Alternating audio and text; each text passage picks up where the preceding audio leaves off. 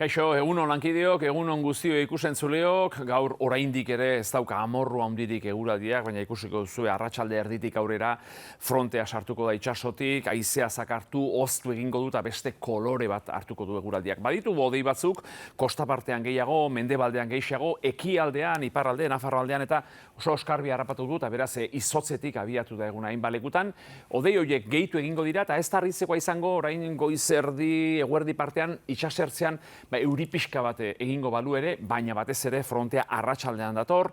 kostatik hasi, mendiguneak zeharkatu eta ia arratsa bukatzerako Nafarroa egoraino hodei asko joango da, euria prezipitazio emankorra zaparrada mardulak espero ditugu gaur iluntzean, eta hozten hasiko da, eta gaur eguna bukatzerako ikusten duzuenez,